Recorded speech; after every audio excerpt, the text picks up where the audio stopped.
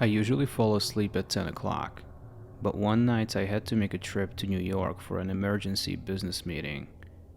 The whole thing couldn't just be a Zoom call, so I had to set a flight ASAP.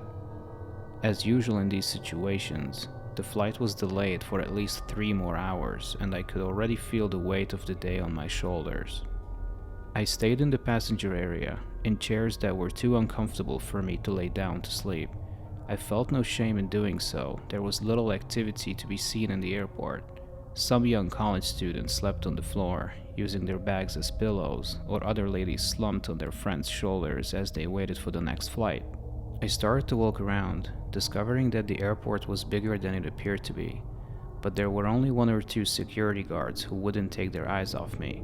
After feeling intimidated, I decided to return to my space, only for my stomach to start making noises.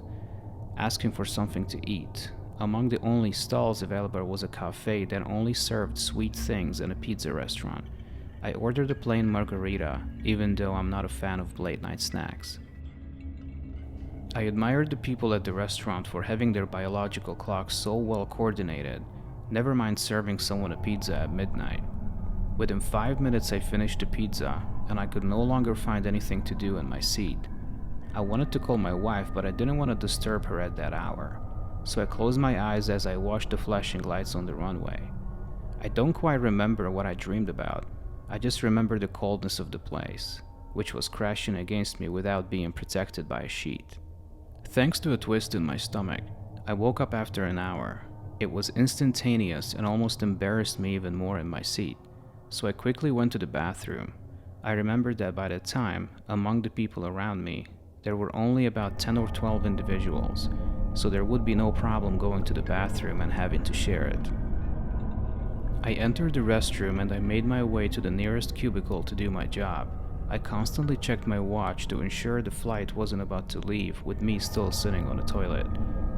I thought I would be sitting for quite a while, but it had only been about 3 to 4 minutes that felt like an eternity with my stomach still making noises.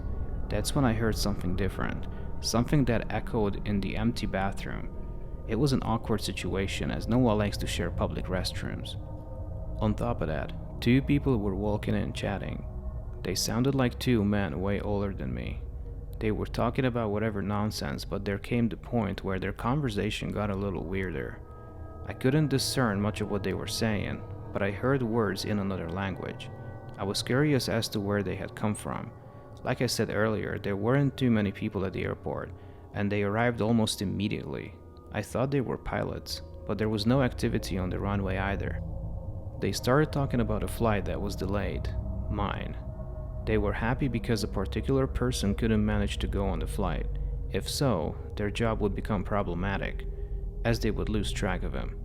I wasn't sure if they were talking about me or someone else. All of a sudden, one of them said, "And did you bring the powder?" "Sure, it's near the ladies on the benches," the other answered. I asked my stomach to keep quiet at least for a few moments as I kept an eye on the conversation. The whole situation made me dizzy, and I was hoping they wouldn't notice me, but there was a moment when I swear I heard a shh followed by low voices, as if they had heard that someone else was there.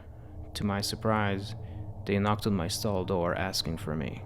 "I'm sorry, but we need you to come out of there," one of them said in a not-so-friendly tone.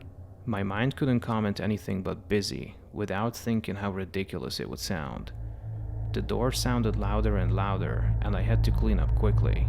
The men were even considering going through the stall spaces to reach me. One of them went even further.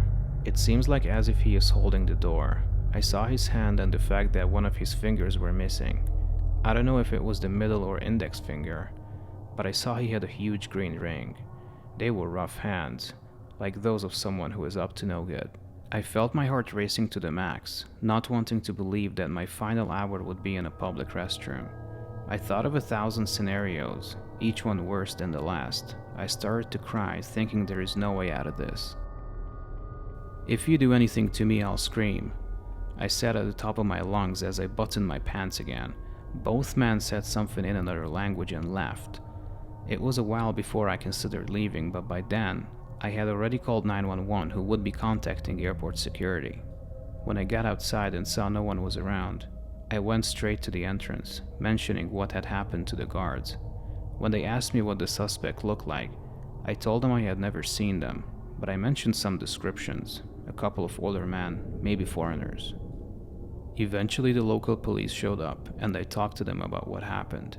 I spent the rest of my trip as usual, but wondered what my flight had to do with it.